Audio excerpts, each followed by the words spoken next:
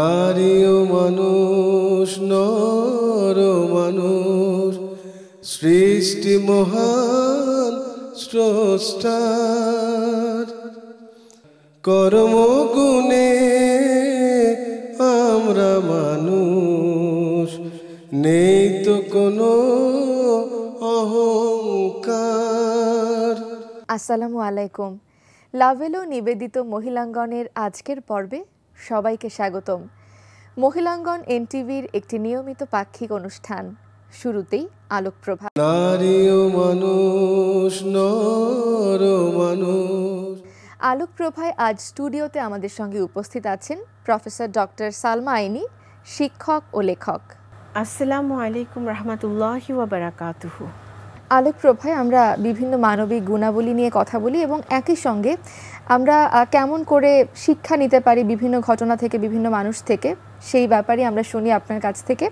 আজ আমরা নিশ্চয়ই শুরুতেই সদাচরণ এবং সেবা নিয়ে শুনতে চাই। বিসমিল্লাহির রহমানির রহিম। সদাচরণ এবং সেবা অত্যন্ত গুরুত্বপূর্ণ দুটি বিষয় এবং এখন তো এটির আমাদের বর্তমান সামাজিক প্রেক্ষিতে অনেক অনেক বেশি গুরুত্বপূর্ণ। তো সদাচরণ যদি বলি তাহলে আজকে একটি দিক নিয়ে আমরা আলোচনা করব, কারণ একজন অতি বিখ্যাত সাহাবী, তিনি হচ্ছেন উম্মে আয়মান বারাকা রাদিয়াল্লাহু তাআলা আনহা। ওনার প্রতি নবী সাল্লাল্লাহু আলাইহি ওয়াসাল্লামের সদাচরণ যদি আমরা কিছু উদাহরণ হিসেবে নেই, তার বিশেষ কারণটি হচ্ছে যে উম্মে আয়মান উনি কিন্তু আসলে একজন কৃতদাসী ছিলেন শুরুতে, এবং পরবর্তীতে নবী সাল্লাল্লাহু আলাইহি ওয়াসাল্লাম তাকে আজাদ করে দেন বা মুক্ত করে দেন। তো আমাদের ঘরেও আমাদের ডোমেস্টিক হেল্পরা থাকেন যারা আমাদের বিভিন্ন কাজে সাহায্য করে থাকেন। তো নবী সাল্লাল্লাহু আলাইহি ওয়াসাল্লাম তার অধীনস্থদের সাথে কেমন ব্যবহার করতেন এটি আমরা বিভিন্ন সময় আলোচনা করেছি। আর যেহেতু আমরা আমাদের অনুষ্ঠানে ইসলামের নক্ষত্র যে নারীরা রয়েছেন, মহিলারা রয়েছেন, তাদের নিয়ে কিছুটা আমরা আলোকপাত করি ওনাদের জীবন থেকে। উম্মে আয়মান সেই ব্যক্তি যিনি কিনা নবী সাল্লাল্লাহু আলাইহি ওয়াসাল্লামকে একেবারে ছোটোবেলা থেকে লালন পালন করেছেন। তিনি তার ধাত্রী মায়ের স্থান দখল করে নিয়েছেন। তো আমাদেরও ঘরে দেখা যায় অনেক সময় ছোট বাচ্চাদেরকে আমরা তাদের কাউকে কাস্টোডিয়ান করে রাখি, কিন্তু তাকে আমরা কতটুকু সম্মান দিই বা কিন্তু সেই বাচ্চাটি কিন্তু দ্বিতীয় মা হিসেবে কিন্তু তাকে পায়। তো এটি আমি তুলে ধরতে চাচ্ছিলাম যে উম্মে আয়মান তিনি নবী সাল্লাল্লাহু আলাইহি ওয়াসাল্লামকে লালন পালন করেছেন, এবং নবী সাল্লাল্লাহু আলাইহি ওয়াসাল্লাম যখন হযরত আমিনার সাথে উনি বাবার কবর জিয়ারত করে যখন ফিরে আসছিলেন, তখন পথিমধ্যে আমরা জানি যে আমিনার ইন্তেকাল হয়, এবং তখন উম্মে আয়মান ছোট্ট নবী সাল্লাল্লাহু আলাইহি ওয়াসাল্লামকে বুকে জড়িয়ে নিয়েছিলেন এবং সম্পূর্ণভাবে মায়ের ভূমিকায় অবতীর্ণ হন। এই কথাটি আমাদের পরম প্রিয়, অতি সম্মানীয় নবী সাল্লাল্লাহু আলাইহি ওয়াসাল্লাম কখনো তার জীবদ্দশায় ভোলেননি। তিনি উম্মে আয়মানকে মা বলে সম্বোধন করতেন, এবং যখন খাদিজা রাদিয়াল্লাহু তাআলা আনহার সাথে ওনার বিয়ে হয়ে যায় তখন উনি উম্মে আয়মানকেও বিয়ে দেওয়ার ব্যবস্থা করেন, এবং তার প্রথম স্বামী যখন ইন্তেকাল করেন তখন উনি নবী গৃহে ফিরে আসেন। উনি পরিবারের সদস্য হয়ে থাকেন, এবং এক সময় ওনাকে এতটা মর্যাদা নবী সাল্লাল্লাহু আলাইহি ওয়াসাল্লাম দিয়েছিলেন যে ওনার এর পরবর্তী বিয়ে আরও একটি বিয়ে উনি করেছেন। সেটি নবী সাল্লাল্লাহু আলাইহি ওয়াসাল্লাম একদম সবার সামনে ডিক্লেয়ার করেন যে একজন জান্নাতের হুরকে কে বিয়ে করতে চাও, বা জান্নাতবাসিনী কাউকে কে বিয়ে করতে আগ্রহী। কেননা উম্মে আয়মান তখন বারাকা ওনার নাম ছিল, তো উনি তখন অলরেডি একটু মানে প্রৌঢ়ের দিকে চলে গিয়েছেন, এবং যদি আমরা সৌন্দর্য পার্থিব যেটা বলি সেই সৌন্দর্যের দিক থেকে অবশ্যই প্রকৃতগতভাবে আমরা সবাই যেমন এক একটি স্তর থেকে আরেক স্তরে সৌন্দর্য আমাদের অন্য দিকে যেতে থাকে বয়সের সাথে সাথে।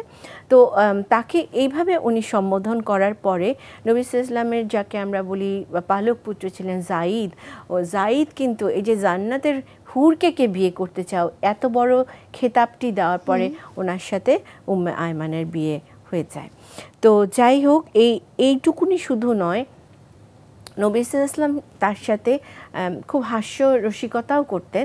উম্মে আয়মান তার মানে হচ্ছে যে আমরা আমাদের ঘরের লোকদের সাথেও মজার কথা বলবো, তাদেরকে তাদের যে স্পিরিট হাই করে রাখার জন্য, তাদেরকে আমি তুমি আমার আমি তোমার এই বিলঙ্গিংনেসটি তৈরি করার জন্য অনেক কিছুই করার প্রয়োজন রয়েছে। নবী সাল্লাল্লাহু আলাইহি ওয়াসাল্লাম উম্মে আয়মানের সাথে মজা করতেন এবং উনি খুব সোজা সিধা সরল একজন ব্যক্তি ছিলেন। তা একবার উনি বললেন যে আমার একটি উটে চড়ার প্রয়োজন। তাই নবী সাল্লাল্লাহু আলাইহি ওয়াসাল্লাম তখন উত্তর দেন যে হ্যাঁ, আমি আপনাকে একটি মাদি উটের বাচ্চাতে আপনাকে চড়তে দিব। তো উনি খুব অবাক হয়ে গেলেন যে একটি উটের বাচ্চা, তার উটের বাচ্চাতে তো আমি উঠতে পারবো না, সে আমার ভার নিতে পারবে না। উনি বললেন না না, আমি আপনাকে একটি মাদি উটের বাচ্চাতেই চড়াবো। তো এই যে এখানে যে সেন্স অফ হিউমার, যেটি আমরা আমাদের মধ্যে অনেক কমে গিয়েছে আমি বলবো বর্তমানে, এটি দিয়ে উনি, আর নবী সাল্লাল্লাহু আলাইহি ওয়াসাল্লাম কোনো কথাই অনর্থক বলতেন না বা শুধু বলার জন্য বলতেন না। অ্যাকচুয়ালি এখানে সেন্স অফ হিউমারটা এটাই যে উনি যখন মাদি উট বলেছেন, তার মানে আসলে তো যে কোনো উটের বাবুই তার মায়ের কাছ থেকেই হবে। তো উনি একজন পরিপূর্ণ পূর্ণবয়স্ক উটই ওনাকে দেবেন, কিন্তু উনি কথাটিকে এরকম মজা করে বলেছিলেন। তো এই ব্যবহারগুলো, এই যে ছোট ছোট ব্যবহারগুলো অত্যন্ত ইম্পর্ট্যান্ট। আবার নবী সাল্লাল্লাহু আলাইহি ওয়াসাল্লামের একদম ওফাতের সময় একেবারে শেষ পর্যন্ত আমরা উম্মে আয়মানকে ওনার সাথে পাই, যিনি কিনা নবী সাল্লাল্লাহু আলাইহি ওয়াসাল্লামকে তার নিজ সন্তানের মতো করেই ঘিরে রেখেছিলেন। জি আপা, আর একটা ব্যাপার আমরা হয়তো অনেক সময় বুঝতে পারি না, যেমন আমাদের জীবনে অনেক ঘটনা ঘটে যায় যেটাকে আমরা বলে থাকি অলৌকিক ঘটনা, কিংবা যার কোনো ঠিকঠাক কারণ আমরা সবসময় বুঝতে পারি না, কিন্তু নিশ্চয়ই সেগুলো আসলে আল্লাহ তাআলা তার পক্ষ থেকেই আমাদের জীবনে আসেন। এই যে অলৌকিক ঘটনাগুলো এবং আল্লাহ তাআলা তার প্রতি যে পূর্ণ বিশ্বাস নিয়ে সেগুলোকে গ্রহণ করা, এই বিষয়ে এবারে শুনবো। হ্যাঁ, এটাও আমরা যেহেতু আজকে উম্মে আয়মানকে নিয়েই কথা বলছি, ওনার জীবন থেকেই আমরা বলবো।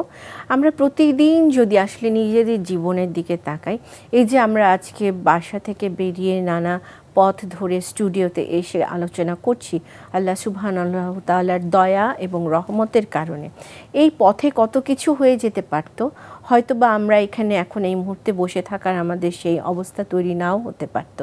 যার জন্য আমরা বলি না যে আয়াতুল কুরসি, এটি সবসময় পড়তে থাকা, যা কিনা আমাদেরকে হাজার রকমের বিপদ আপদ থেকে দূরে সরিয়ে রাখে। না দেখা অনেক খারাপ থেকে, অদৃশ্য অনেক খারাপ থেকে আমরা কিন্তু একটি শিল্ড তৈরি করে দেওয়া হয়। তো এই শিল্ডগুলো আমাদের বর্তমান প্রেক্ষিতে, এই শিল্ডগুলোই হচ্ছে অলৌকিক ঘটনা আমাদের মতো সাধারণ মানুষের জীবনের ক্ষেত্রে। এখন আমরা যদি মনে করি যে আমরা তো ইমানের দিক থেকে দুর্বল, অত্যন্ত দুর্বল, তো এই দুর্বলতার পরেও আল্লাহ তাআলা আমাদেরকে কতটা দয়া করেন, আর যদি তার উপরে তাওয়াক্কাল করা যায়, তাকওয়া যদি আমাদের দৃঢ় হয়, তাহলে যেটি হবে সেটি হচ্ছে অলৌকিক ঘটনার পরিমাণ বা এটির যে ডেপথ অথবা কি বলবো ইন্টেন্সিটি, এটি কোন পর্যায়ে যেতে পারে সেটি আমরা উম্মে আয়মানের জীবনের একটি ঘটনা থেকে বলছি। হিজরতের সময় অত্যন্ত গরম এবং অত্যন্ত মরুভূমির মধ্যে, কষ্টের মধ্যে সবাই পড়ে গিয়েছেন, তৃষ্ণার্ত, এবং উম্মে আয়মানের তখন খুব পানির পিপাসা পেয়েছে। কোথাও কোনোভাবেই উনি পানি খুঁজে পাননি, এবং তার যে আল্লাহ তাআলার প্রতি তার যে বিশ্বাস এবং দৃঢ়তা, যে ব্যবস্থা যিনি করার, রিজিকের যিনি মালিক, তিনি নিশ্চয়ই রিজিকের ব্যবস্থা করে দিবেন, এই বিশ্বাসের উপরে দেখা গেল। এটিও জানা যায়, বিভিন্ন সিরাত গ্রন্থ থেকে আমরা এই ঘটনাটির উল্লেখ পাই। সেটি হচ্ছে আসমান থেকে, আকাশ থেকে একটি সাদা দড়ি বা একটি রশি রজ্জুর মাধ্যমে দেখা গেল একটি পেয়ালা, মতান্তরে আমরা বাকেট বলতে পারি বা যেটি হোক, একটি পাত্রে পানি চলে আসলো, এবং তিনি সেই পানি পান করার পরে ওনার তৃষ্ণা নিবারিত হলো। এখন আমরা বলতে পারি এগুলো কি সম্ভব? সম্ভব। কোন প্রেক্ষিতে সেটি ঘটেছিল, এবং হয়তো আমরা এটি বলছি একভাবে, কিন্তু ঘটনাটি ঘটেছে এবং সেটি আল্লাহ তাআলা অলৌকিকভাবেই ঘটিয়ে দিয়েছেন। এবং এর ক্ষেত্রে বলা হয়, এরপরে বলা হয় যে উনি আর কোনো দিন ওনার সারা জীবনে তৃষ্ণার্ত বোধ করেননি, এবং উনি নিজে টেস্টিফাই করেছেন যে আমি খুব দীর্ঘ প্রখর রোদে গরমের দিনেও যখন আমি সিয়াম পালন করেছি, রমজান বা রোজা রেখেছি, তখনও আমার কখনো পানি পিপাসা পাইনি। আমরা এই ঘটনাগুলো থেকে মনে রাখতে পারি, প্রতি মুহূর্তে যদি আমাদের সেই তাওয়াক্কালটা থাকে এবং আমরা দৃঢ় বিশ্বাস রাখি যে আমার জীবনটি একটি অলৌকিক ঘটনা, তাহলে প্রতি ক্ষেত্রেই দেখা যাবে কিছু না কিছু অলৌকিক ঘটনা ঘটছে এবং আমরা ঘুমোতে যাবার আগে সেটি মনে করে আরো অনেক বেশি সিজদা অবনত হয়ে কৃতজ্ঞতা আল্লাহ সুবহানাহু ওয়া তাআলার প্রতি একেবারে যেমনটা আপনি বলছিলেন যে আসলে এই ধরনের ঘটনাগুলো আমাদেরকে আরো অনেক বেশি কৃতজ্ঞ, আরো অনেক বেশি বিশ্বাসী এবং আরো অনেক বেশি অবনত করে তোলে আমাদের মহান সৃষ্টিকর্তার প্রতি। অ্যাবসলিউটলি। আপা, আজ আমরা শুরুতেই বলছিলাম যে আমরা একটু আজ সেবা এই গুণাবলীটি নিয়েও আজ আমরা কথা বলবো। আপনার কাছ থেকে শুরু। হ্যাঁ, আবারও বলবো যে আমাদের এখনকার জীবনে আমরা ব্যস্ততা বলি বা যাই বলি, আসলে সময়ের বরকত বোধহয় উঠে যাচ্ছে। আগে কিন্তু বা একজন মুসলিমের জীবনে কিন্তু সেবা একটি অত্যন্ত গুরুত্বপূর্ণ গুণ। একেবারে ঘরের ভেতরের মানুষের সেবা থেকে শুরু করে যার যেরকম প্রয়োজন, সেটি আর্থিক সেবা, শারীরিক সেবা, যেই সেবাই মানসিক সেবা, যার যেই দিকে ঘাটতি রয়েছে বা প্রয়োজন রয়েছে সেটিকে মেটানো আমাদের একটি অত্যন্ত গুরুত্বপূর্ণ একটি দায়িত্ব। তো আবারও আমরা উম্মে আমানের জীবনে একটু চলে আসি। তিনি যেহেতু তখন জিহাদের ব্যাপারগুলো ছিল এবং জিহাদ যে নিজের নফসের প্রতি জিহাদ, সব জিহাদের অনেক বড় অর্থ।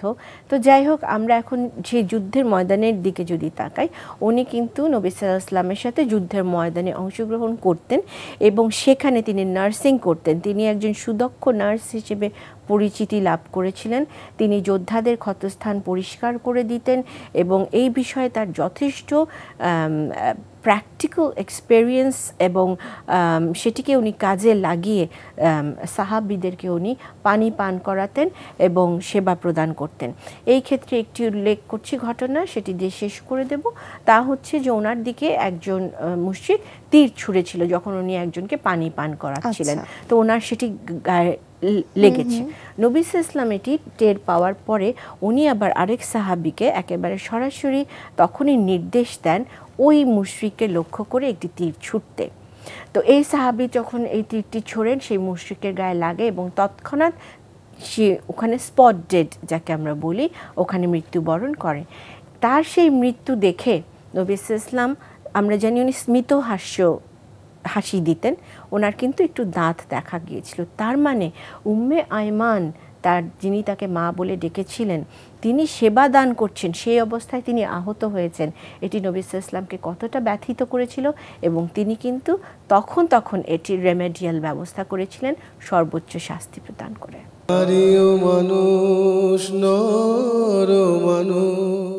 আলোচনার জন্য আজ স্টুডিওতে আমাদের সঙ্গে উপস্থিত আছেন অধ্যাপক সেলিন ইয়াসমিন। আসসালামু আলাইকুম। আপা, আজকের এই আয়োজনে এই পর্বে আমরা কথা বলবো প্রতিবেশীর সাথে সুসম্পর্ক নিয়ে। তাই শুরুতেই একটু আপনার কাছে আমরা জানবো যে প্রতিবেশী বলতে আমরা কাদেরকে বুঝি? সাধারণ অর্থে আমরা বুঝি যে রক্তের সম্পর্ক ছাড়া আশেপাশে আমাদের যারা আছেন তারাই হচ্ছে প্রতিবেশী, যারা সব সময় যাদের সাথে দেখা হচ্ছে, কথা হচ্ছে।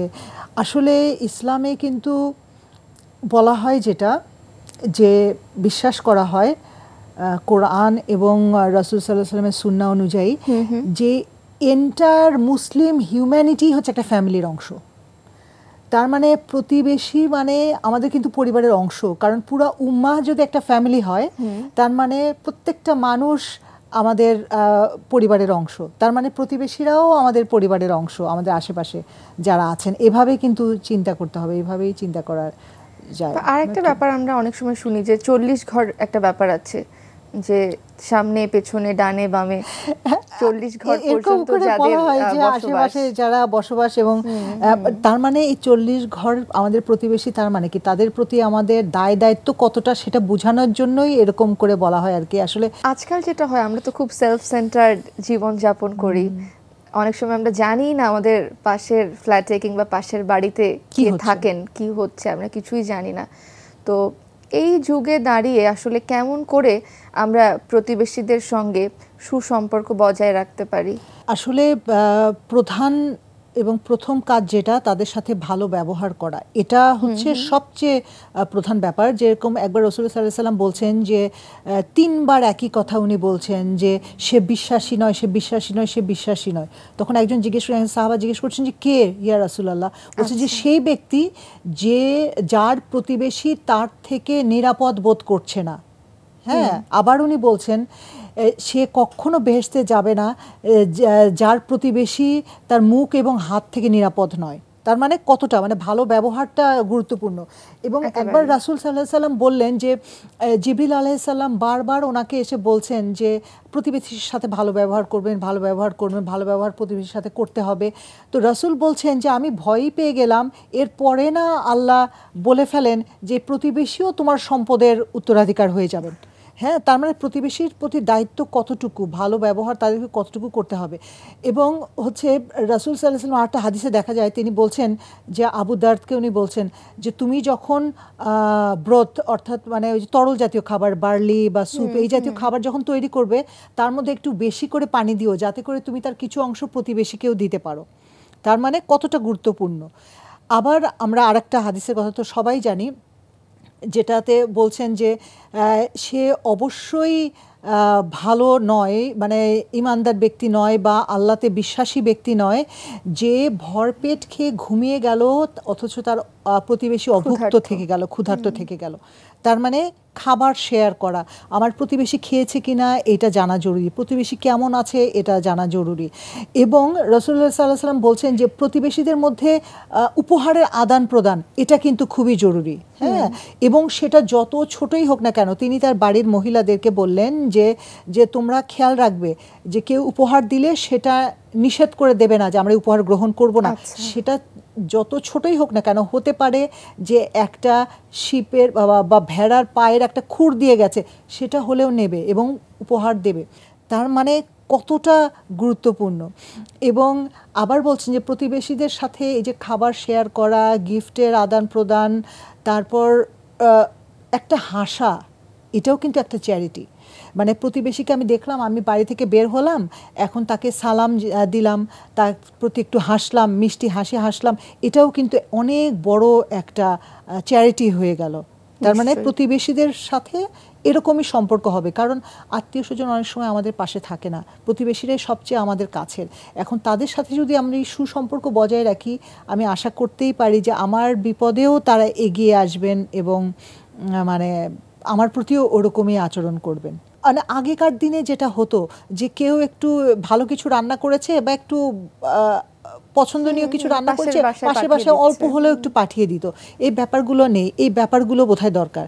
এবং প্রতিবেশীদের ছেলে মেয়েদের সাথে সুসম্পর্ক দরকার, যে আমার ছেলে মেয়েরা প্রতিবেশী ছেলে মেয়েদের সাথে সুসম্পর্ক রাখছে বা তাদের সাথে একসাথে খেলছে, এটা আমরা করতে পারি। তাদের বিপদে আপদে এগিয়ে যাওয়া, তাদের ভালো সময়ে এগিয়ে যাওয়া, তাদের কষ্টের সময়ে এগিয়ে যাওয়া। হ্যাঁ, যে অনেক সময় অনেক মানুষ বলেও না অনেক কিছু, কিন্তু আমি যদি, এবং এই কারণেই তো হচ্ছে বলা হয় যে সবাই ওয়াক্তের নামাজ মসজিদে পড়তে যাবে। তার কারণ কি, প্রতিবেশীরা সবাই যখন যাচ্ছে অটোমেটিক্যালি একজনের খবর আরেকজনের রাখা হয়ে যাচ্ছে। সবাই যদি সালাহটা, কারণ সালাহ কায়েম করতে বলা হয়েছে, এটা যদি সহিভাবে কায়েম করে, সবাই যদি মসজিদে যায় 5 ওয়াক্ত, এবং যারা 5 ওয়াক্ত যেতে পারছে না অন্তত জুম্মার দিনেও বড় একটা গ্যাদারিং হচ্ছে, সবাই যাচ্ছে, সবার খোঁজ খবর রাখা হচ্ছে। অনেক মসজিদে কিন্তু এখন মেয়েদেরও ব্যবস্থা করা হয়েছে। তো আমি 5 বার হয়তো সংসার ফেলে যেতে পারছি না, অন্তত জুম্মার দিনেও আমি যেতে পারি। আরেকটা ব্যাপার, অনুষ্ঠানের মাধ্যমে বা অনুষ্ঠানের সূত্র ধরেও আমরা একত্রিত হতে পারি। হ্যাঁ, অবশ্যই। যেমন আজকাল তো যেহেতু সবাই নিউক্লিয়ার ফ্যামিলি, সবাই একা একা থাকে এবং সবাই কর্মজীবী, হ্যাঁ, সেই জন্য প্রতিবেশীর সাথে ওরকম করে দেখা হয় না বা অনেক সময় সময়ও পাই না। আমরা যখন সময় পাই দেখা যায় যে আত্মীয় স্বজনের বাসায় যাচ্ছি, প্রতিবেশীর সাথে যাচ্ছে না। কিন্তু বিভিন্ন অনুষ্ঠানগুলোতে কিন্তু আমরা প্রতিবেশীদের সাথে ভাবের আদান প্রদান করতেই পারি। যেমন আমাদের ঈদ আছে, 2টো ঈদ আছে, তাই না? আগে যেটা হতো এক উৎসবের মতো যে সব বাড়ি থেকে আসছে ওরকম, এখন ওটা অনেক ক্ষেত্রে একটু কমে গেছে। তো আমরা যদি এরকম হয় যে আমরা ঈদের দিন আগে যেমন এ বাসায় ও বাসায় যাওয়া, অন্য দিন দেখা না হলো অন্তত আমাদের কিন্তু এটা চিন্তা করতে হবে যে প্রতিবেশীরাও আমাদের পরিবারের অংশ, আমাদের আত্মীয়, এবং ওরাই আমাদের নিকট আত্মীয়, কারণ সবসময় পাশে আছে।